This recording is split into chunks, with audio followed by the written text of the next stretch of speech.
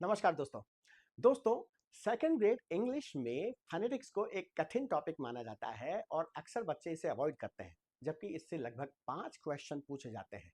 इसलिए अगर आप उन्हें कर लेंगे तो बहुत फायदे में रहेंगे। देखिए, फोनेटिक्स का अर्थ है ध्वनि संबंधी और इसका मूल वर्ड है फोन यानी ध्वनि। दरअसल इंग्लिश में जैसा लिखा जाता है ठीक वैसा ही उच्चारण नहीं किया जाता। वहां लिखने के लिए अलग वर्णमाला है और बोलने के लिए अलग वर्णमाला। जो लिखने वाली वर्णमाला है उसे हम सब जानते हैं, जिसमें 26 लेटर्स होते हैं। और जिस तरह इन सिंबल्स को लेटर्स कहा जाता है लिखने वालों को, उसी तरह बोलने वालों को फोनेटिक सिंबल्स को फोनीम्स कहा जाता है। और जो बोलने वाली वर्णमाला यानी फोनेटिक अल्फाबेट होती है, उसमें 44 फोनीम्स या फोनेटिक सिंबल्स होते हैं। और ये क्वेश्चन आपसे 2011 में पूछा गया है। दरअसल इंग्लिश में बोलने के अलग अलग एक्सेंट्स या लहजे हैं, जैसे अमेरिकन, कनेडियन, ऑस्ट्रेलियन एक्सेट्रा। इस वजह से वहां फोनीम्स या फोनेटिक सिंबल्स की भी संख्या कम और ज्यादा हो जाती है। इसलिए उन्हें एक स्टैंडर्ड इंटरनेशनली एक्सेप्टेड वर्णमाला के रूप में तब्दील करने के लिए, एक इंटरनेशनल फोनेटिक अल्फाबेट बनाने के लिए एक एसोसिएशन है जिसका नाम है इंटरनेशनल फोनेटिक एसोसिएशन। और ये क्वेश्चन भी आपसे 2011 में पूछा गया है। तो 2 क्वेश्चन तो आपके यही हो गए। देखिए, how many phonetic symbols are there in RP. और ये आरपी का मतलब है रिसीव्ड प्रोनाउंसिएशन। ये वो प्रोनाउंसिएशन है जो लंदन और उसके आसपास के इलाकों में उच्च वर्ग द्वारा बोला जाता है, और ये इंग्लिश का स्टैंडर्ड प्रोनाउंसिएशन कहलाता है। और इसके अकॉर्डिंग सिंबल्स हो गए 44 फोनेटिक सिंबल्स, यानी ध्वनि संबंधी चिन्ह, जिन्हें फोनीम्स कहा जाता है। यानी इंग्लिश में 44 ध्वनियां होती हैं, 26 लेटर्स और 44 साउंड्स। अब इन 44 में से 20 होती हैं वाउवल साउंड्स यानी स्वर ध्वनियां, और 24 होती हैं कॉन्सोनेंट साउंड्स यानी व्यंजन ध्वनियां। अब इन 44 को डिसाइड किया गया है इंटरनेशनली एक्सेप्टेड एक एसोसिएशन ने, ताकि सभी देशों में उसे मानक माना जाए, स्टैंडर्ड माना जाए। और उस एसोसिएशन का नाम है international phonetic association. What does IPA stand for, ये क्वेश्चन आपसे फिर मई 2011 में पूछा गया, and this is international phonetic association. लेकिन ये ध्यान रखिएगा, अगर यहाँ अल्फाबेट आ जाता तो वो भी सही था, क्योंकि आईपीए के दोनों मतलब हैं। इंटरनेशनल फोनेटिक अल्फाबेट जो इंटरनेशनली एक्सेप्टेड मानी जाती है, और उसको डिसाइड करने वाली एसोसिएशन, उसको भी आईपीए कहते हैं, and that is international phonetic association. अब इस एसोसिएशन में 44 फोनेटिक सिंबल्स या साउंड फोनेटिक्स या साउंड्स यानी फोनीम्स को डिसाइड किया गया है, जिनमें से 24 कॉन्सोनेंट साउंड्स हैं और 20 वावल साउंड्स हैं।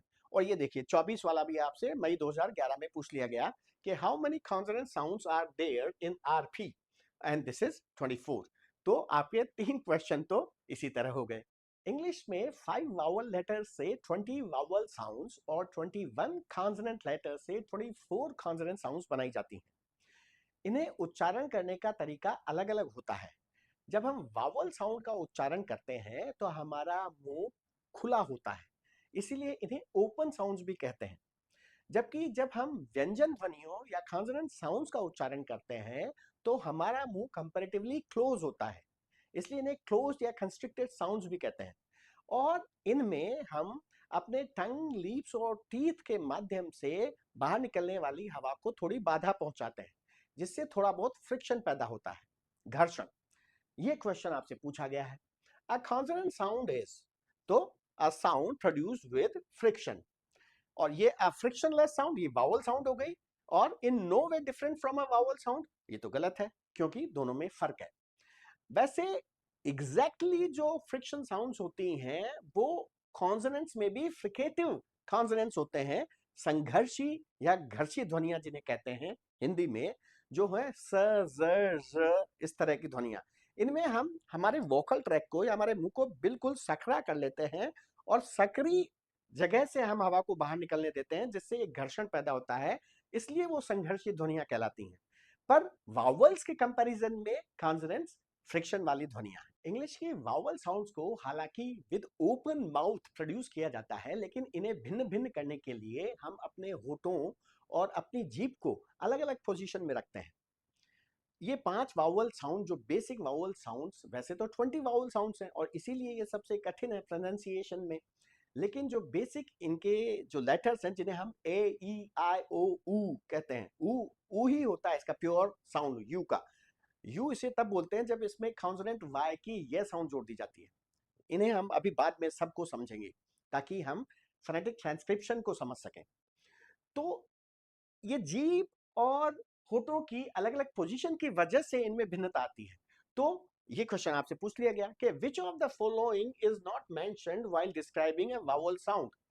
The part of the tongue raised, है ना, कभी रेज होगी।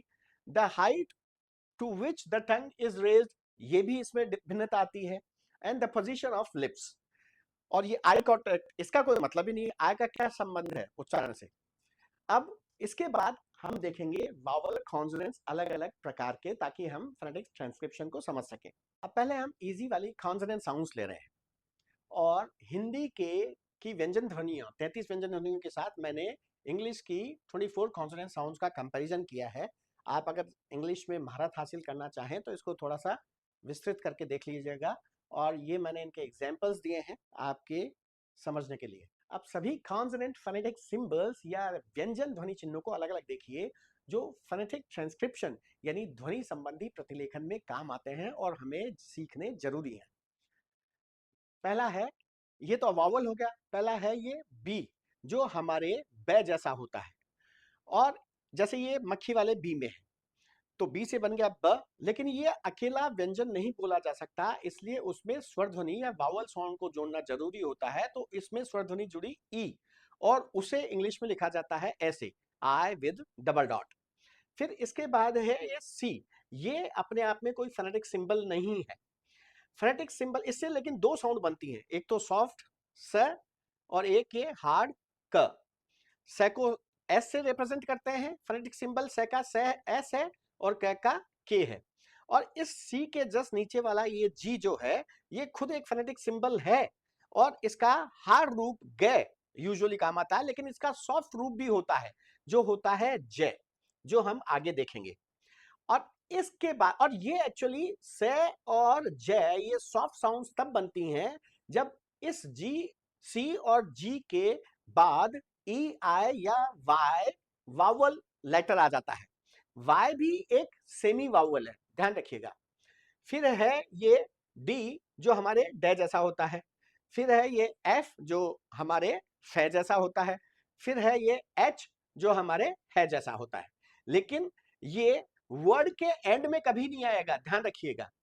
अच्छा, अब है आई, ये वावल हो गया। फिर है ये जे, ये फोनेटिक सिंबल तो है लेकिन इसकी ध्वनि होती है ये, न कि जे। क्योंकि अच्छा, अब ये देखिए, जैसे ये ईयर में है तो ये, अच्छा ये ईयर नहीं होता, ये ईयर होता है। तो ये जैसे ये अगर लिखा हुआ है तो इसका मतलब है ये। फिर है के, ये हमारे कै जैसा होता है लेकिन ख की तरह बोलता है। देखिए ये के और इसके ऊपर एच, ये आपको साधारण डिक्शनरियों में नहीं लिखा हुआ मिलेगा, ये बहुत उच्च स्तर की डिक्शनरियों में ही लिखा हुआ मिलता है इस तरह से। ऑक्सफोर्ड और कैम्ब्रिज की एएलडी में भी नहीं लिखा हुआ मिलेगा ये। और ये ख की तरह इसलिए बोलता है क्योंकि इनकी ये के या क साउंड मेनली एस्पिरेटेड साउंड है, जिसमें मुंह से थोड़ी सी हवा निकाली जाती है साथ में। हमारे यहाँ क और ख को बोलने के लिए दोनों अलग अलग सिंबल हैं, लेकिन उनके यहाँ इसी के से क भी बोला जाता है और ख भी बोला जाता है, लेकिन ज्यादातर ख बोला जाता है। क बहुत कम कंडीशन में बोला जाता है, जो मैं आपको बाद में बताऊंगा। फिर ये एल हमारे ल की तरह होता है, जैसे लायन में है ल। फिर ये एम मैं की तरह होता है, जैसे मैन में है। एन न की तरह होता है, जैसे ये नेम में है, वो वावल है। और ये पी पै की तरह होता है, जैसे फैन में। अब देखिए ये फ भी एक एस्पिरेटेड साउंड है जो फ की तरह बोलेगा ज्यादातर। ये ख फ ठ, ये तीन उनकी एस्पिरेटेड साउंड है क्योंकि ये कपटी है, ये समझ लीजिए। अब है ये क्यू, ये अपने आप में कोई साउंड नहीं है, ये फोनेटिक सिंबल नहीं है, ध्यान रखिएगा। इस तरह का कोई ध्वनि चिन्ह नजर आता है तो वो रॉन्ग है। सी भी रॉन्ग है, वो कोई फोनेटिक सिंबल नहीं है। इसी तरह एक्स भी नहीं है, वाई भी नहीं है। लेकिन इस वाई से ये साउंड बनती है, वो देखिए ये है। पर ये ध्यान रखिएगा कि अगर आपके फोनेटिक ट्रांसक्रिप्शन में गलती से ये लिखा हुआ मिल जाए, ये सी या ये जो मैंने बताया क्यू या ये एक्स या बाय, तो ये फोनेटिक सिंबल नहीं है। तो 24 में से 5 तो वैसे घट गए और 4 ये घट गए, तो 9 घट गए 24 में से, सॉरी 26 में से। तो 26 में से देखिए ये 9 घटा दीजिए और फिर ये 7 नई साउंड है, नए सिंबल्स हैं जो आपको मेरे को सिखाने हैं, ठीक है, ताकि 24 बन जाए सारे। अब ये है क्यू, ये कोई फोनेटिक सिंबल नहीं है। फिर है ये आर जो हमारे रे जैसा होता है, एस जो हमारे से जैसा होता है, टी ये ट, ये ठ की तरह बोलता है ज्यादातर लेकिन ट भी बोलता है, और ये यू वावल हो गया, ये वी, ये व। अच्छा ये जैसे वैन में ये डब्ल्यू, ये हुआ हमारे व जैसा, और ये ज, ये ज बोलता है ज, और इसको जी भी बोल देते हैं अमेरिकन में। खैर हमें ब्रिटिश प्रोनाउंसिएशन पे जोड़ देना क्योंकि वही हमारे आएगा। तो ये जैसे जेन में, ओके। अब ये है वो डिफरेंट 7 फोनेटिक सिंबल्स जो आपको सीखने हैं, जो फोनेटिक जो लेटर्स जैसे नहीं होते दिखने में। अब देखिए ये है च, इसमें ट और श, ये श है अकेला वाला, ये देखिए ये श, इसमें ये एक्चुअली दो साउंड्स को मिला के बनाई गई साउंड है, इसलिए इसमें ट और श को जोड़ के च बनता है। और ये ऊपर जो छतरी बनाई है ये मैंने बनाई है, ये आपको साधारण डिक्शनरियों में नहीं देखने को मिलेगी, एडवांस बहुत ही एडवांस डिक्शनरी में देखने को मिलेगी वो एच और ये छतरी ये सब। लेकिन ये दोनों मिलके एक साउंड है, ये ध्यान रखिएगा, ये च, जैसे ये कैच। अब इसमें कैच ये सी से ख, ख बन गया, और ये देखिए सी एच से बना ये च, ठीक है, और ये वावल साउंड बन गई। फिर ये है श, ये ध्यान रखिएगा, ये बड़ा लंबा सा एस जैसा है लेकिन ये लंबा है। फिर ये स, सीटा से बना, ये स ग्रीक लेटर है सीटा, तो ये स जैसे सिंग। फिर ये है ज, अब इसमें भी देखिए दो लेटर्स मिले, ड और ये ज, ये वाला, दिस वन, दिस इज ज, ये ज बोलता है इस तरह से ज, इसमें ज, और मतलब कुल मिला के थोड़ी सी डिफरेंट साउंड है, ये आपको सीखनी पड़ेगी। जैसे इसको इसमें आया जैसे विजन, विजन में ये ज, ये ज, और इसमें ज और ड को मिला के ज बनता है। जैसे ये जज, जज में ये शुरुआत में भी ये ज है, इसमें तो ये जे से बन गया, और इसमें ये जी से बना ज। और इसका एक क्वेश्चन आपके आया है, मैं आपको बताऊंगा।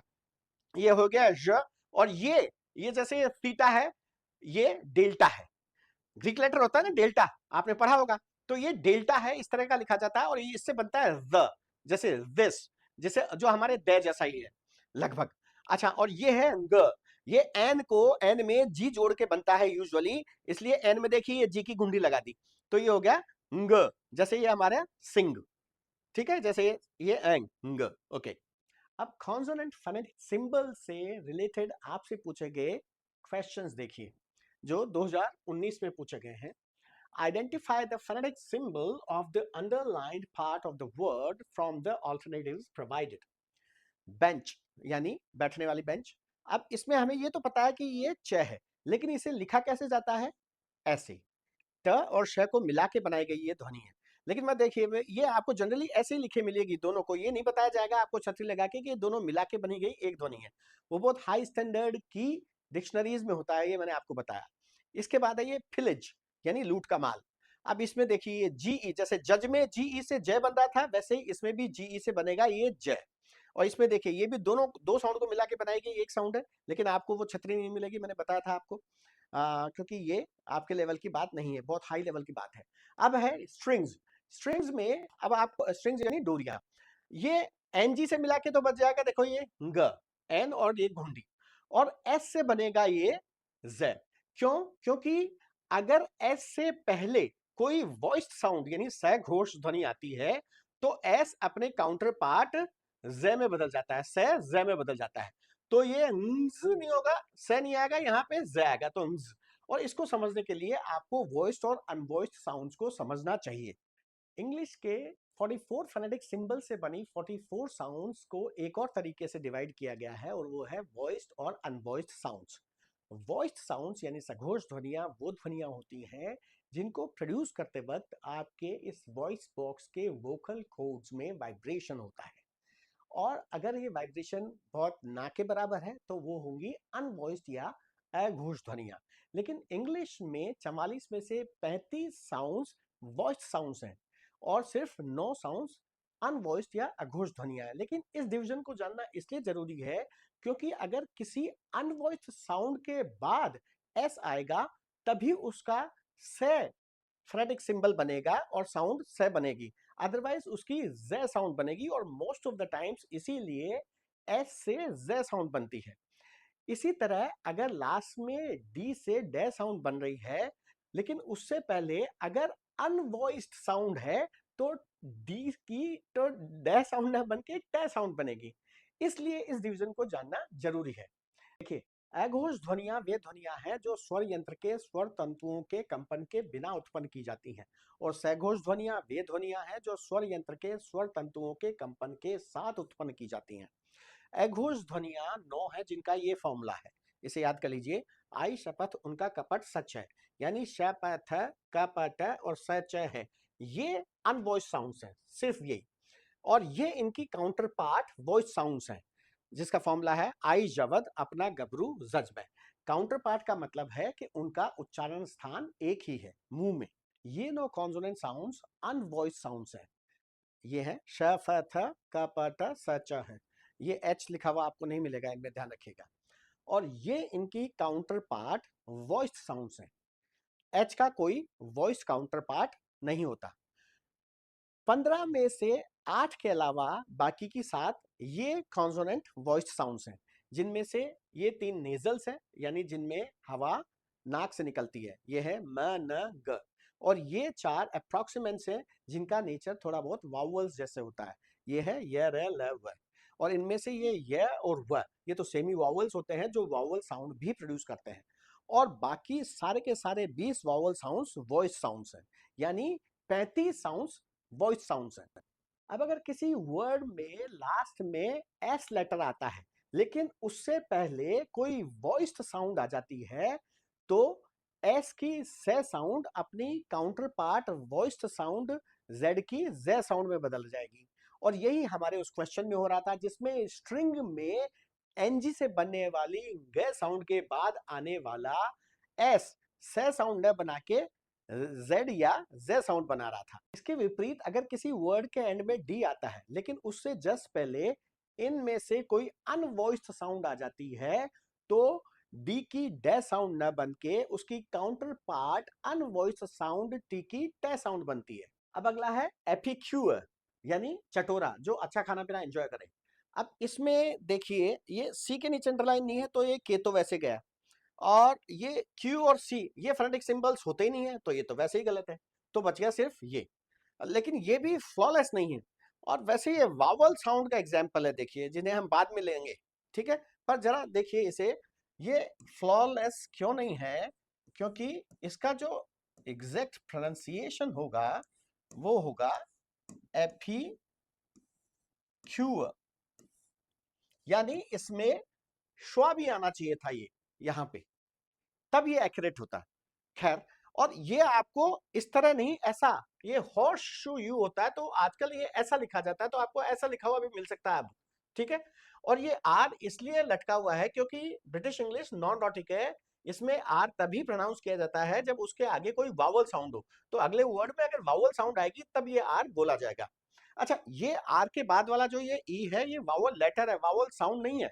और अगर बाद में कोई वावल ई कोई बाद में ई लेटर आता है इंग्लिश में तो हमेशा साइलेंट होता है, ये ध्यान रखिएगा। फिर है रीफ, इसमें ये टी एच साउंड को हमें बताना है, होती तो ये टी एच साउंड ही है लेकिन इसे फ इस तरह से, इसका फोनेटिक सिंबल है ये थीटा। और रीफ होता है पुष्प चक्र जो हम किसी की समाधि पे चढ़ाते हैं या डेकोरेशन में काम लेते हैं। अब आज का आखिरी पीवाई क्यू है, which one of the following consonant symbols is used in the phonetic transcription of the word vision? अब देखिए इसमें दो फोनेटिक सिंबल है लेकिन वन लिख दिया, इज लिख दिया, गलत है, ये वन नहीं होना चाहिए था, वहां आर होना चाहिए था। खैर, अब ये विजन जो है इसका फोनेटिक ट्रांसक्रिप्शन होता है ये, और ये हमने इस ज को सीखते वक्त भी देखा था, ये ज। तो दो कौन से आएंगे, एक तो ये व और एक ये ज। अगर ये तीन पूछता तो ये तीसरा कॉन्सोनेंट फोनेटिक सिंबल था ये न। अच्छा, ये ज की जगह श भी हो सकता है। अगर इस SION सफिक्स से पहले अगर यहाँ पे एक कॉन्सोनेंट लेटर होता, जैसे टेंशन, एन था तो यहाँ शन बन गया, लेकिन ये यहाँ वावल है आई, इसलिए ये बन गया जन। तो ये एक्चुअली प्रोनाउंसिएशन रूल्स हैं जो हम सीखेंगे ताकि हमें सही फोनेटिक ट्रांसक्रिप्शन समझ में आ सके। चलिए, आज हम कॉन्सोनेंट साउंड्स को ही ले रहे हैं, अब अगली क्लास में हम वावल साउंड्स को लेंगे। अगर आपको वीडियो पसंद आया हो तो चैनल को सब्सक्राइब कर लीजिएगा, क्योंकि आपके एग्जाम तक मैं ऐसे ही वीडियोस बनाने वाला हूं। तो मिलते हैं अगले वीडियो में, till then bye bye and take care.